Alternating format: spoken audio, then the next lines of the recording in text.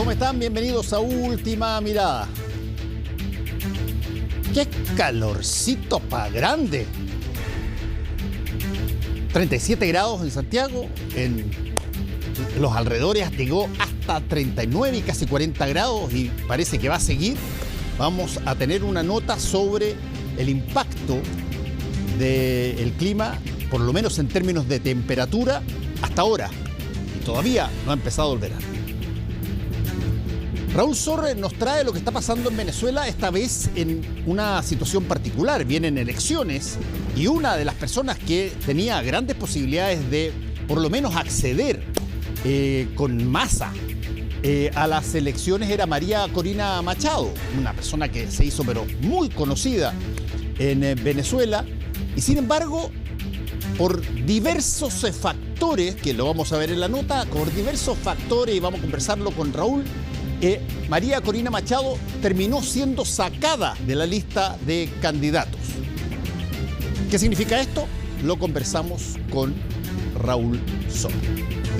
Y vamos a conversar con alguien que traemos a menudo, ahora está pero embebido de un nuevo cargo, que no es desconocido para él, por cierto, Mario Aguilar, presidente nacional del Colegio de Profesores. Felicitaciones por las elecciones ganadas. La última vez que conversamos, yo te dije así como para como para una de esas toreándome. Claro, una de esas promesas así como que, oye, la próxima vez que salgáis de presidente nacional, vení. Así como para decirle, no, lo traigo por lo menos en 1 año y medio. 6 meses después está de vuelta aquí, Mario. Gracias por venir a ver, quiero preguntarte 2 cosas que conversamos la última vez y que estaban en fase de movimiento. Una es, a ver, ¿qué quedó de esas cosas que se hablaban viejas de la deuda con profesores y todo lo demás, que en un momento dado quienes gobiernan hoy día plantearon que eso era una cosa que tenía que ser resuelta? ¿Se resolvió? No se ha resuelto. No se ha resuelto todavía. Y es una preocupación muy grande que tenemos. Nosotros esta semana tuvimos Asamblea Nacional, o sea, la semana que recién pasó, y fue un tema de honda preocupación de los delegados de todo el país, porque mira, quiero recordar que hay compromisos incumplidos, y hay que ser bien claro y directo para hablar. El presidente Boric, bueno, como candidato prometió que iba a dar una solución a la deuda histórica. Estamos hablando de la deuda histórica del profesorado. Sí. Que después, siendo ya en ejercicio, en el Congreso Pleno, el año 2022, en la cuenta anual que tiene que dar, compromete que en diciembre de ese año se enviaría un proyecto de ley para dar una solución, una reparación a la deuda histórica. No se cumplió, no se envió ese proyecto de ley. Nosotros obviamente levantamos el reclamo fuertemente como gremio. Y en el curso del año 2023, en septiembre, el ministro de Educación reitera que el gobierno va a cumplir ese compromiso y que en diciembre de 2023, hace ya un mes pasado, se enviaría un proyecto de ley al Congreso para dar una reparación a la deuda histórica y no se cumplió. Nosotros nos reunimos con el ministro, fue de las primeras cosas que hicimos asumiendo. Yo asumí el 8 de enero como presidente y como directiva fuimos a la reunión que siempre se hace con una nueva directiva con las autoridades, y una reunión más bien protocolar de presentación, pero por supuesto le tocamos inmediatamente el tema y le dijimos, o sea, ministro, esto es inconcebible que no se cumplan los compromisos ya por segunda vez, que por segunda vez el gobierno comprometa públicamente dar una solución a este problema que es una espina, es un dolor del profesorado muy grande, y que se está pidiendo una reparación. Ni siquiera a esta altura ya no se pide el pago de la deuda completa porque es una suma a esta altura estratosférica, una reparación, y que no se haya cumplido. El ministro nos dio la explicación de que la voluntad seguía, que ellos estaban trabajando para dar una mejor respuesta, que en diciembre podrían haber dado una respuesta, pero que no era la que ellos como ministerio querían, y que estaban impulsando una mejor respuesta. Y hasta ahora, ya terminando enero, todavía no tenemos la propuesta comprometida. Yo he hablado con el ministro y con la subsecretaria en estos días. Ellos dicen que tengamos un poco de paciencia, que en estos días, que en estas semanas debería concretarse la respuesta. Y yo quiero decir con mucha claridad que la paciencia del profesorado se va agotando porque los compromisos deben cumplirse. Pues, Fernando, si tú dices en septiembre, yo mire, en 2 meses más estoy enviando este proyecto y eso no se cumple, si el presidente de la República, con todo lo que significa la institución presidencia de la República, uno espera que esa palabra valga. Tampoco lo cumplió en el año 2022 y después siguen insistiendo en que sí, que se va a cumplir, pero en definitiva tienen a nuestra gente con esta incertidumbre. Es bastante molesto y yo quiero decir con mucha claridad que como magisterio, por supuesto que esto nos tiene muy en alerta. Mario, te quiero hacer una pregunta que quizás no es muy tradicional, pero te lo quiero preguntar en términos de tu estado de ánimo. ¿Cómo categorizarías tú, cómo calificarías tú el estado de la educación chilena? Me estoy refiriendo a ¿en qué condición de calidad de educación salen, a tu juicio, los estudiantes de Chile, tanto los particulares como los públicos, para enfrentar, bueno, las distintas opciones que cada uno tomará en el mundo? Se nota, hay signos que te dan expectativas positivas, hay signos que te dan lo contrario. ¿Cómo estás viendo tú eso? No, mira, yo creo que la educación chilena no está en buen pie, por muchísimas razones, pero no es un asunto reciente. No es un asunto, la educación chilena viene con problemas y viene no dando el ancho para lo que requerimos como país, como sociedad, lo que nosotros tenemos que entregarle a las nuevas generaciones como opción educacional. No da el ancho nuestro sistema educacional, pero no es algo reciente. Yo quiero decirte que son décadas ya en que la educación chilena no despega, pero no por los resultados en los rankings, en las pruebas estandarizadas, que nosotros somos muy críticos de las pruebas estandarizadas. Yo creo que las pruebas esas son muy sesgadas, se circunscriben a determinadas áreas de aprendizaje. Más bien, para que te vaya bien las pruebas estandarizadas, tú más bien tienes que adiestrar para una suerte de reflejo, exagerado decirlo, pero una respuesta más bien mecanizada, de memorización, más que de un desarrollo integral de las personas. Pero es claro que nuestro sistema educacional no viene dando el ancho. Las pruebas internacionales, la prueba PISA son pruebas, esa prueba internacional es tal vez una de las más prestigiadas, es un poquito más amplia que las pruebas estandarizadas chilenas. Y en esa prueba, si bien es cierto, nosotros estamos entre los primeros países de Latinoamérica, muestra que durante mucho tiempo la educación chilena no despega. Pero no despega, en mi opinión, porque son políticas educativas que son inadecuadas y que no dan cuenta de una idea de desarrollo integral, de desarrollar pensamiento crítico, de desarrollar la creatividad, de desarrollar la capacidad de relación más que la memorización, que es lo que pide el mundo de hoy.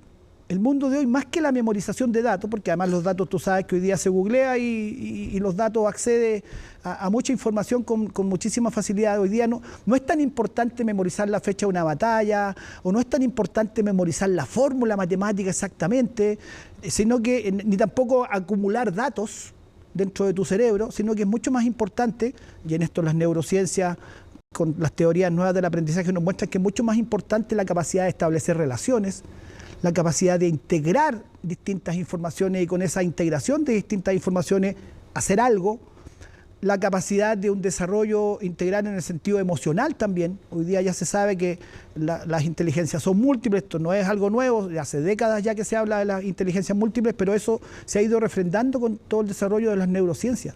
Entonces, los aprendizajes hoy día no tienen que ver con memorizar datos y dar una respuesta en una prueba escrita, de estas 4 opciones A, B, C, D, cuál es la correcta, sino que es mucho más importante este desarrollo integral con la inteligencia emocional, la capacidad de establecer relaciones, la creatividad, la adaptabilidad social. Son habilidades mucho más importantes y nuestro sistema educacional viene estancado hace más 40 años en las pruebas estandarizadas, en el CIMSE, que son, insisto, formas muy sesgadas de medir la calidad de la educación y que nos han empobrecido la educación en definitiva. Tienen la ventaja, sí, digámoslo con todas sus letras, digamos, de que es algo fácil. Exactamente. tiene facilidad de, tú quieres saber cuál es el estado de la educación, bueno, preguntas todas estas cosas como tú dices, con las alternativas, con las cosas, memoriza las batallas y toda la cuestioncita y ese resultado te da un número. Pero lo que te quiero preguntar respecto justamente de eso, Mario, es ¿qué tanto no solamente puede haber deterioro en materia de alumno, por lo mismo, sino que qué tanto el profesor moderno, el profesor actual, el profesor público o privado chileno es alguien que está al nivel de lo que se necesita para poder enseñarle a sus alumnos? Yo creo que potencialmente hay grandes capacidades en el profesorado chileno. Lo que pasa es que el sistema te pide y te exige finalmente remitirte al rendimiento de las pruebas estandarizadas. Si todo está tensionado hacia allá, yo te voy a decir que nosotros tenemos un sistema de aseguramiento de la calidad que categoriza a los colegios y digamos, les da una categoría según el rendimiento en 9 factores, pero uno de ellos, que es el CIMSE, uno de esos 9 distintos, digamos, parámetros con los que se mide esta categorización, con lo que se pondera para categorizar el colegio, uno de ellos, que es el CIMSE, vale el 66%. Y los otros 8 valen el 33%. Entonces, ¿qué es lo que te obliga el sistema? ¿Qué es lo que te obliga finalmente a que tú prepares CIMSE? Nosotros tenemos experiencias que yo las encuentro aberrantes, pero nosotros tenemos casos, testimonios de profesores de arte que si ese año le toca CIMSE al 8º básico, la instrucción que recibe su jefatura es que en su clase de arte no haga arte, sino que repase la guía de CIMSE, que es lenguaje, matemática, ciencias. Que repase eso. Porque para el colegio que saca buen puntaje, bueno, se le sube el estándar. No solo le sube el estándar, accede a más recursos, el colegio es mejor categorizado, los profesores tienen un incremento, a veces un bono, etcétera. Entonces, es un sistema que está absolutamente distorsionado por las pruebas estandarizadas. Las pruebas estandarizadas no nos permiten realmente educar. No nos permiten realmente educar. Mira, mi área es educación física. Es un área que cada vez se le quitan más horas, cada vez más desvalorizada, pero justamente como entra poco en la ponderación, de alguna manera se nos deja trabajar más tranquilos. Los profes de educación física tenemos, entre comillas, la ventaja de que muy entre comillas, esto es una contradicción lo que voy a decir, pero como se desvaloriza esa área del aprendizaje, finalmente el sistema no está tan encima de nosotros y podemos hacer cosas interesantes, educativas, pero son apenas 2 horas a la semana. Incluso hay en educación técnico profesional 3º y 4º no hay educación física o es optativa. Y hace años tú te recordarás que dimos la pelea porque se rebajaban las horas de educación física. Pero en otras áreas del aprendizaje la presión es brutal por el rendimiento en las pruebas estandarizadas.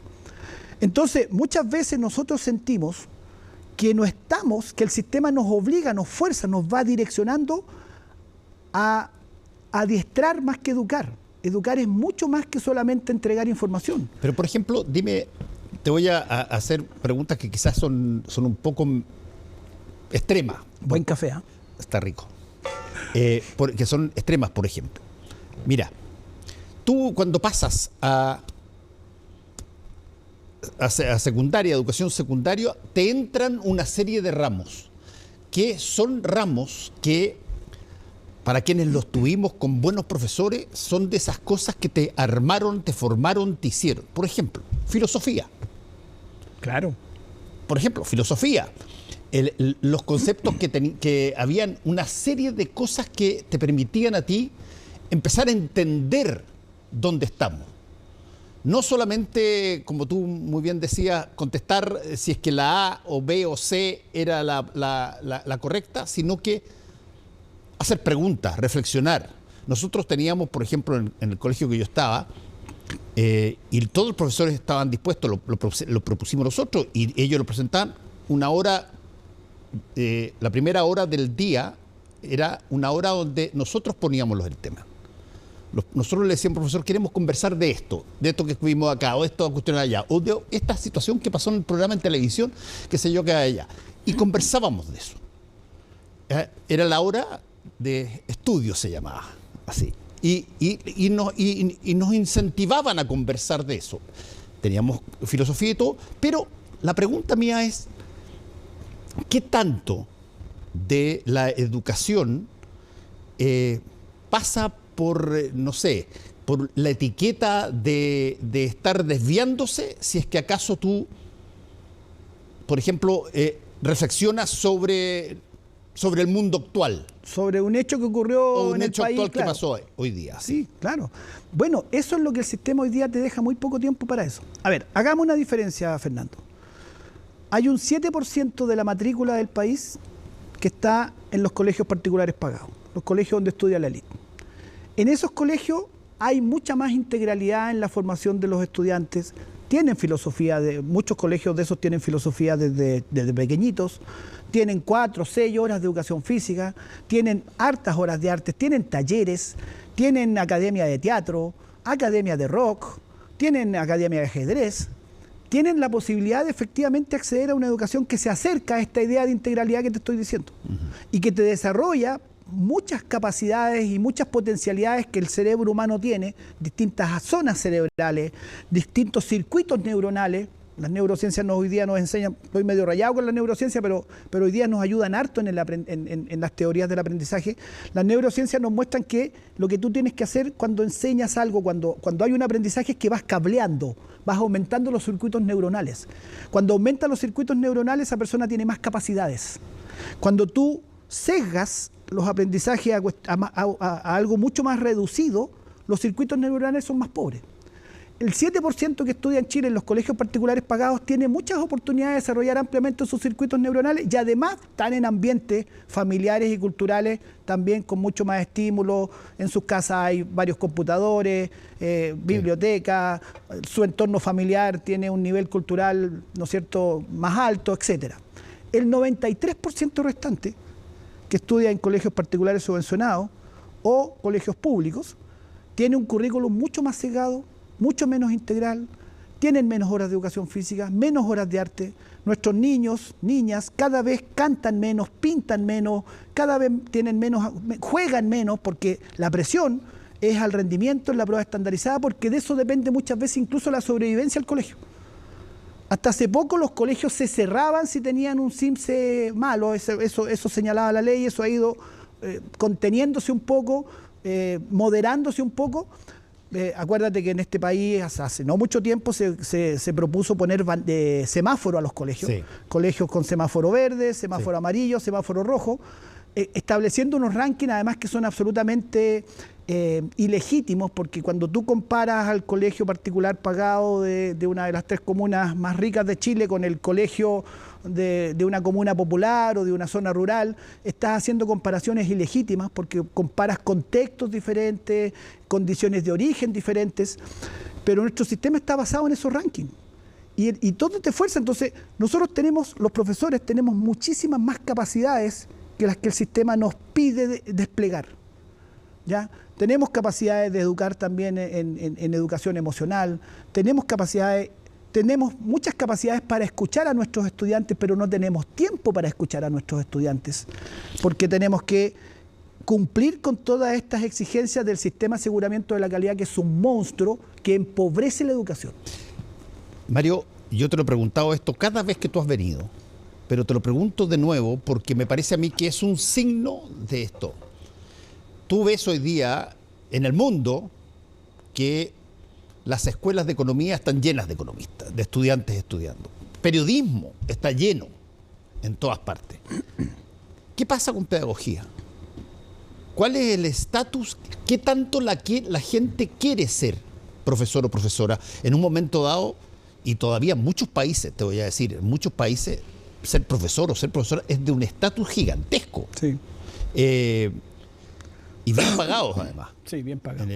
Pero sobre todo tienen un estatus, una imagen. Una respetabilidad en la sociedad. Muy fuerte. Bueno, ¿qué tanto de interés hay de los niños chilenos por ejemplo, todos los años a la hora de postular, querer pedagogía? Y no ponerlo como si es que me falla el primero, me falla el segundo, me falla el tercero, ya al final ya soy profe. Bueno, este año tuvo un cierto punto de inflexión en que eso mejoró muchísimo. Venía bien a la baja, no sé, durante varios años para atrás no se completaron todos los cupos que se ofrecían por las universidades para las carreras de pedagogía y los puntajes de ingreso se habían estancado, pero este año, en este ingreso 2024, mejoró mucho, incluso algunos puntajes nacionales, con puntajes que les permitirían entrar a cualquier carrera, fue noticia, porque no es lo usual, optaron por estudiar pedagogía. Y subieron los puntajes y subió además el número de postulantes. Se completaron en un porcentaje mucho mayor las...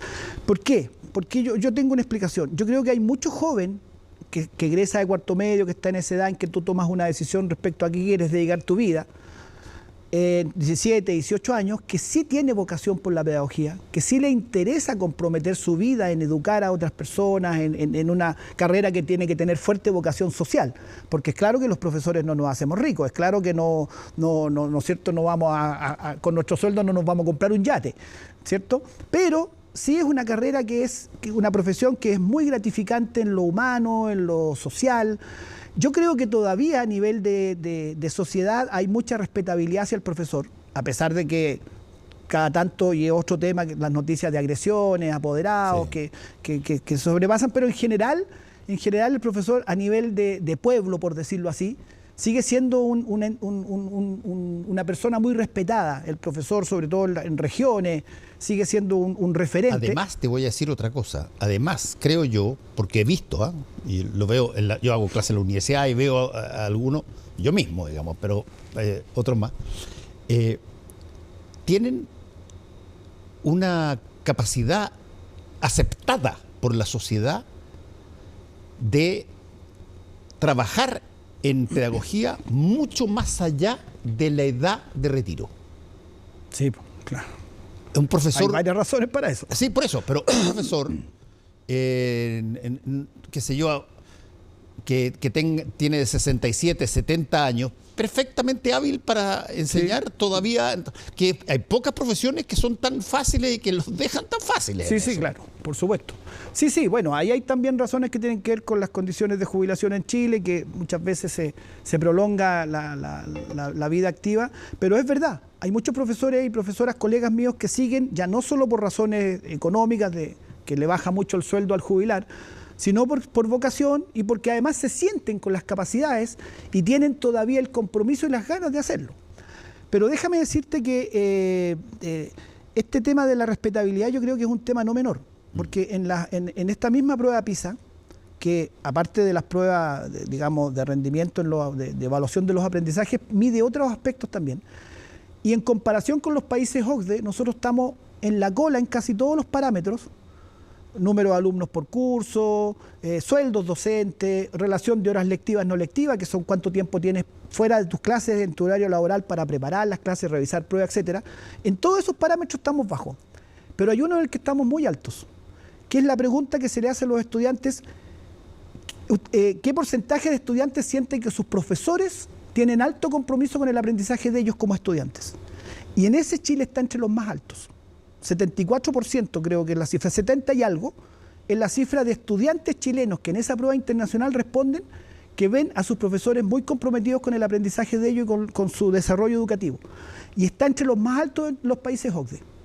En los demás países el promedio anda en 60, 50, y en Chile es 70, si no me equivoco 74, pero es 70 y algo la cifra. Te está mostrando que los estudiantes chilenos tienen alta valoración de sus profesores y profesoras. Y ese no es un dato menor, porque quiere decir que todavía el profesorado tiene digamos, valoración alta. Y eso es una herramienta muy poderosa. La gente nos quiere, el pueblo nos quiere, la ciudadanía nos quiere. Hay apoderados agresivos y violentos, pero en general la mayoría de los apoderados tienen mucho compromiso con el profesor de su hijo. El sistema no nos quiere tanto. El sistema no nos trata como debería tratarnos. No solo en términos salariales. Mira, te voy a poner un ejemplo bien contingente. ¿Tú puedes creer que el aguinaldo de Navidad de los profesores y profesoras a la gran mayoría no se le ha pagado todavía? ¿El aguinaldo de Navidad? El aguinaldo de Navidad es una tradición. Un bono, claro, que se entrega a los trabajadores públicos, privados también, pero que en la ley de reajuste del sector público establece que en Navidad el trabajador público y los profesores un alto porcentaje son trabajadores públicos, tiene que recibir un aguinaldo de Navidad. Se supone, yo entiendo que el aguinaldo de Navidad es para Navidad, ¿no es cierto? No es mucha plata, ¿eh? Estamos hablando de entre 30 a 50 mil pesos. Pero es para la Navidad, po. Y que al 31 de enero tú todavía no lo hayas recibido el aguinaldo de Navidad, ¿te parece que es un trato respetuoso? Un trato como corresponde que debe tener un trabajador público y un trabajador supuestamente altamente valorado como el profesor o profesora. El aguinaldo de Navidad muchos de mis colegas todavía no se lo pagan, o se lo están pagando recién entre hoy y mañana. Y créeme que a una persona promedio, te voy a decir, de sueldo, qué sé yo, universitario, pero una persona que por hacer un curso, qué sé yo, en la universidad o en un colegio, recibe entre 400 y 550 lucas, te voy a poner así, 50 mil pesos no deja de ser, ¿eh? No, por supuesto que es una ayuda, por supuesto, por último, para la cena de Navidad en tu casa con tu familia. Para el regalo a tu hijo que te pidió una bicicleta, a lo mejor te ayuda, o te pidió los zapatos de fútbol día. ¿Tú sabes cuánto cuesta un zapato de fútbol? De 50 para arriba. Entonces, lo que quiero decir es que el sistema no nos trata como debiera tratarnos. Y ese sentimiento sí es fuerte entre el profesorado. Esta mismo que partimos hablando de la deuda histórica. ¿Cuántos años son? Más de 40 años en que no se repara una injusticia histórica. Por eso se llama así, ¿no es cierto? En los años 80 fue esta situación, que la dictadura nos quitó una bonificación que correspondía, una asignación que correspondía dentro del salario para todos los trabajadores públicos, y de manera arbitraria, como ocurría en los casos de dictadura, se quitó. Y en todos estos años de democracia eso no se ha reparado. Mira, lo más grave de eso, a mi modo de ver, es que fíjate que hay muy pocas voces que discuten que no se les debe pagar. Sí, lo sé. Y eso es a través de todo el espectro político. Absolutamente, absolutamente. Y mira, yo si tomo un taxi, voy a una reunión al ministerio y de la sede nuestra tomo un taxi para llegar a la reunión, y el taxista, si me reconoce que soy el presidente de los profesores, te aseguro que te va a tocar que me va a preguntar: oye, profe, ¿cómo va la deuda histórica? ¿Se las pagan o no se las pagan? Es a nivel político y de ciertos sectores que hay una transversalidad en que esto debe repararse, pero también a nivel de pueblo, a nivel de gente común y corriente. Dice: oye, los profes, resuélvanle la deuda histórica. Entonces, hay esa sensación en el profesorado de que no nos tratan como debieran tratarnos, y no nos tratan acorde a la importancia de lo que hacemos. Acorde a la importancia de lo que hacemos. En OCDE, somos comparados con los profesores de otros países OCDE, que le encanta que nos comparemos OCDE, ¿no es cierto? Somos de la primera división. Bueno, en casi todos los parámetros que tienen que ver con condiciones de trabajo, estamos abajo, en la cola de los rankings OCDE. Y eso, como presidente recién asumido, o con pocas semanas de la gestión, esa va a ser la prioridad que yo voy a poner en mi gestión. El trato que nos merecemos y que corresponde. ¿Sabes por qué? No solamente porque nos lo merecemos como profesionales, sino porque ese buen trato se traduce en mejores aprendizajes y mejores condiciones en las que nosotros podemos trabajar con nuestros estudiantes. Te voy a hacer la misma declaración de la última vez que estuvimos juntos, cuando no eras todavía presidente nacional. Vamos a dejar pasar un tiempo, y una vez de que empiecen a pasar quizás el nuevo año escolar 2024, conversamos de nuevo a ver si es que hay cambio. Con todo gusto.